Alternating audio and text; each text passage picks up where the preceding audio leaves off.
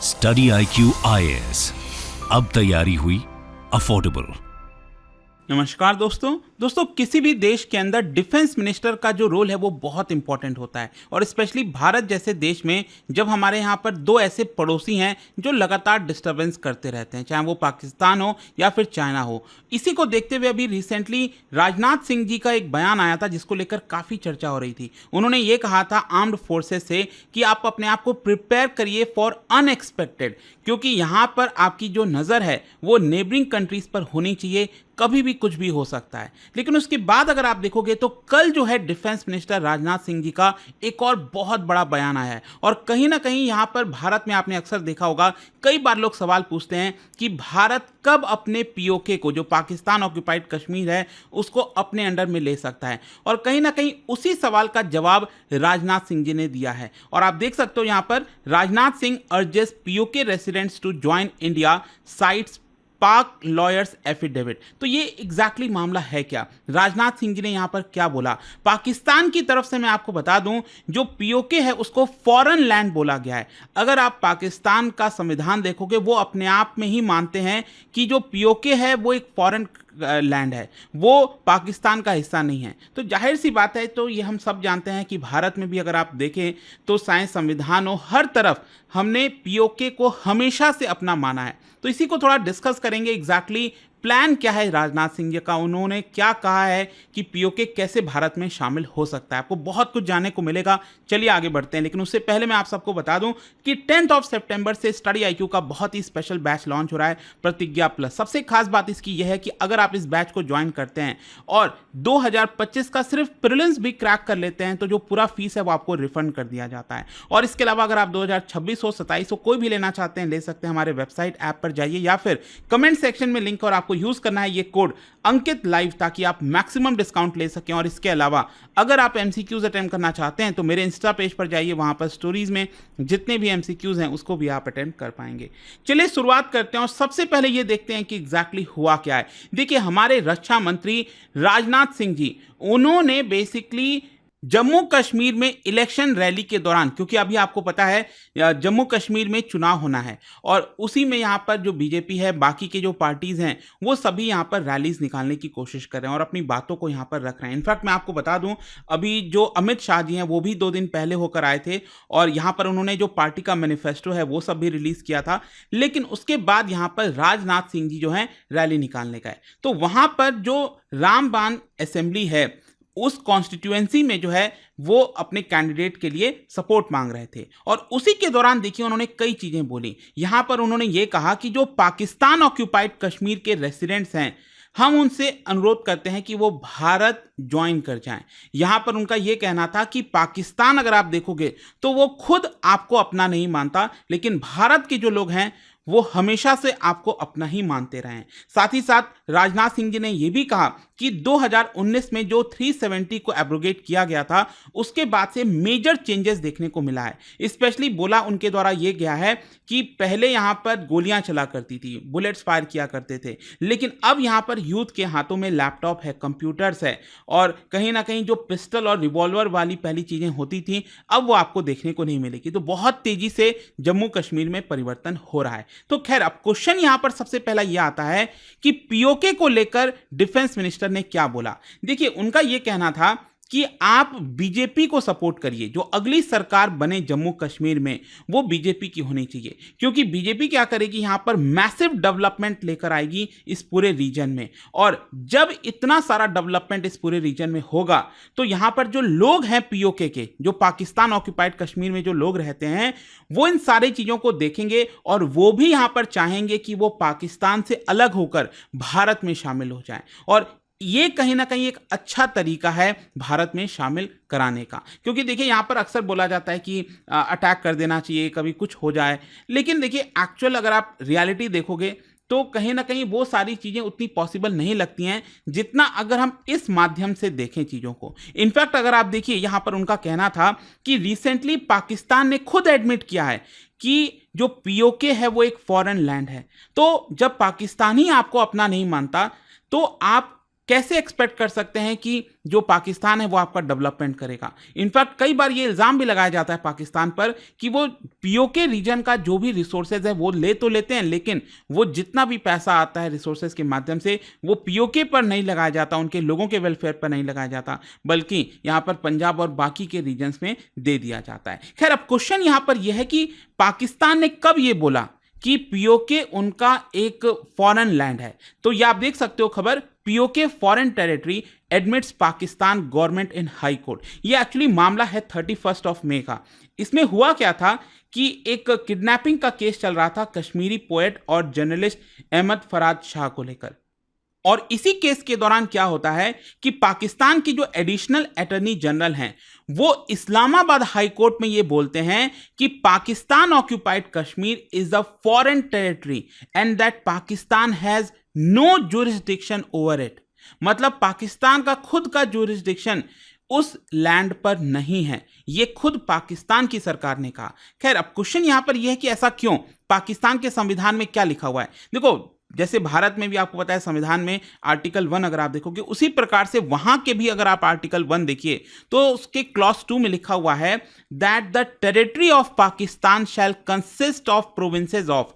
तो यहां पर जो पाकिस्तान की टेरिटरी होगी उसमें कौन कौन से प्रोविंसेस आएंगे? तो बेसिकली 4 प्रोविंसेस का नाम लिया गया है। वो कौन कौन से? एक हो गया खैबर पख्तूनख्वा, ये आप देख सकते हो, दूसरा ये पंजाब हो गया, तीसरा सिंध हो गया और चौथा हो गया बलूचिस्तान। देखो, बलूचिस्तान तो अपने आप में ही यहां पर आजादी की मांग कर रहा है अलग से, तो वो एक अलग मसला है, लेकिन उनके संविधान में इसी 4 जो प्रोविंसेस हैं उसका जिक्र किया गया है। और जहां तक ये लोग बात करते हैं आजाद कश्मीर की, क्योंकि ये जो पीओके है ये लोग अक्सर इसको आजाद कश्मीर के नाम से बुलाते हैं, तो उसका आपको संविधान में जिक्र एक्सप्लिसिट तरीके से देखने को नहीं मिलेगा। हां, उनके आर्टिकल 257 में कश्मीर का जिक्र किया गया, लेकिन उसमें देखिए क्या लिखा हुआ है। उसमें लिखा हुआ है that POK will only be part of Pakistan when its people decide to join the country. तो आई होप कि आप समझ पा रहे होगे। अब आप इसको लिंक करिए जो भारत सरकार ने किया था 2019 में।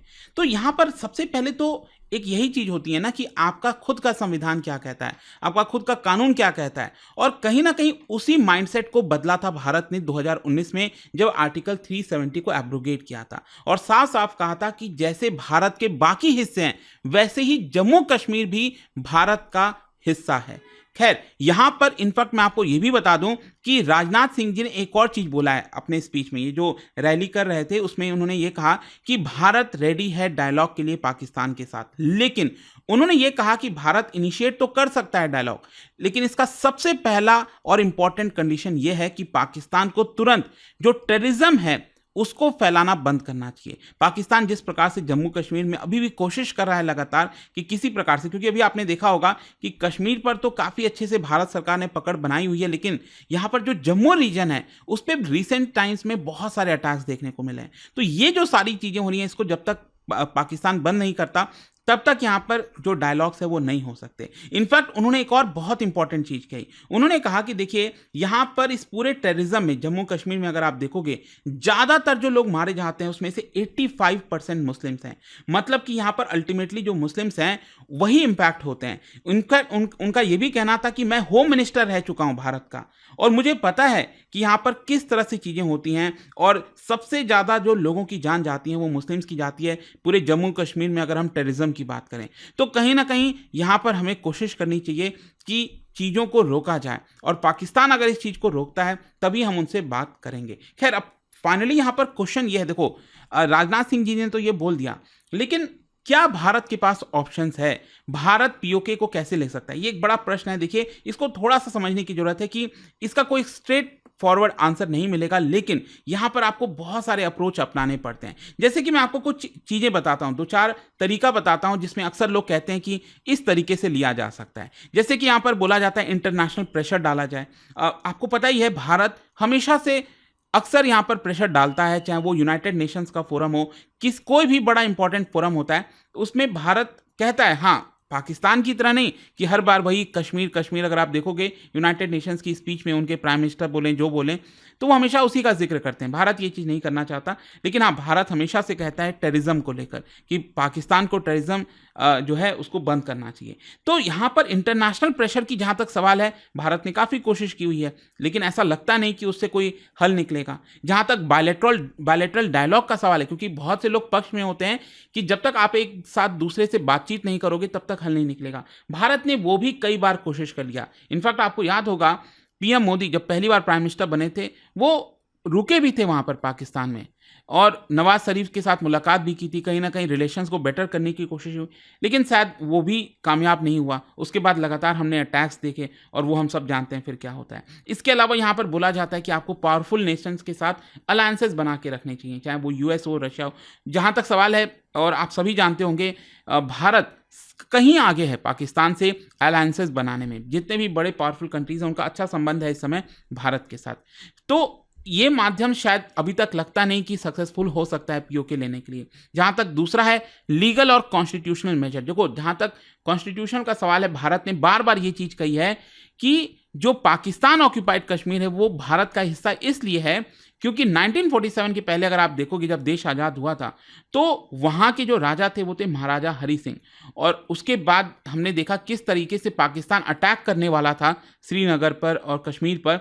तो इसको देखते हुए महाराजा हरि सिंह ने इंस्ट्रूमेंट ऑफ एक्सेशन साइन किया था और कहा था कि ये भारत का हिस्सा है।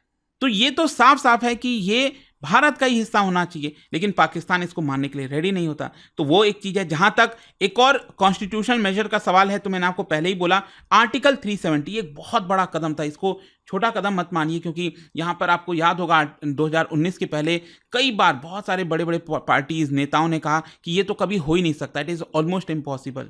ठीक है, बट ये चीज़ हुआ। और देखिए, ये बहुत इंपॉर्टेंट हो जाता है क्योंकि अब कोई ये चीज़ रेज नहीं कर सकता। पाकिस्तान अब ये नहीं बोल पाता कि देखिए आपका अलग कानून है वहाँ पर जम्मू कश्मीर में, वहाँ पर आपका अलग झंडा या फिर कोई भी चीज़ ऐसा स्पेशल नहीं है। जैसे बाकी के राज्य हैं वैसे ये भी है। तो ये भी एक इंपॉर्टेंट चीज़ किया था जो भारत ने ऑलरेडी कर दिया है। जहाँ तक मिलिट्री ऑप्शन का सवाल है, देखो, एक तो होता है direct confrontation, conventional military action. तो ये तो देखो कितना भी हम कह लें, लेकिन हम सबको पता है कि जो न्यूक्लियर पावर है भारत के पास भी है, पाकिस्तान के पास भी है। अगर इस तरह की कोई जंग होती है, लड़ाई होती है, तो नुकसान दोनों तरफ का होता है। और कोई भी देश ऐसा नहीं चाहेगा, स्पेशली भारत तो कभी नहीं चाहेगा, क्योंकि हम डेवलपिंग कंट्री, हम काफ़ी तेज़ी से डेवलप कर रहे हैं, ग्रोथ अच्छी हो रही है। तो उसके ऊपर हमें फर्दर फोकस करना है कि हम और अपने इकोनॉमी को कैसे मजबूत कर सकते हैं। ये सब चीज़ें इकोनॉमी को जो है एक तरह से आप कह सकते हैं कमज़ोर करती है। आप हाल देखिए, रशिया उधर फाइट कर ही रहा है पिछले 2-3 सालों से, 2 साल हो ही गया ऑलमोस्ट, उससे ऊपर ही हो गया यूक्रेन के साथ। इजराइल जो है उसकी इकोनॉमी कितनी डूबी because of that Gaza war. तो ये कभी भी किसी भी के पक्ष में नहीं होता मिलिट्री एक्शन। जहाँ तक कोवर्ट ऑपरेशन का सवाल है, तो कहीं ना कहीं हो सकता है भारत करता ही होगा, आई एम क्वाइट श्योर। हमारी जो इंटेलिजेंस ऑपरेशंस हैं वो लगातार पीओके में, बलूचिस्तान में, वहाँ पर भी काम करती रहती होंगी। लेकिन यहाँ पर जो सबसे बेस्ट तरीका हो सकता है, और जो मैं आपको बोल भी रहा था कि राजनाथ सिंह ने बताया कि पीपल्स मूवमेंट। देखिए, यहाँ पर भारत को और ज़्यादा जो मूवमेंट चल रही है पीओके के अंदर, कई बार आवाज़ रेस की जाती है, कई बार मूवमेंट चलते हैं, रैलीज निकाली जाती है कि पीओके को आज़ाद होना चाहिए। तो उस मूवमेंट को कहीं ना कहीं भारत स्ट्रांग कर सकता है। और वो स्ट्रांग कैसे होगा? वो तभी होगा जब पीओके के लोगों को लगेगा कि भारत के साथ शामिल होकर उनको कहीं ज़्यादा फायदा है, और वो तब होगा जब डेवलपमेंट होगा जम्मू कश्मीर में। तो यही कहीं ना कहीं एक सबसे बेस्ट तरीका लगता है।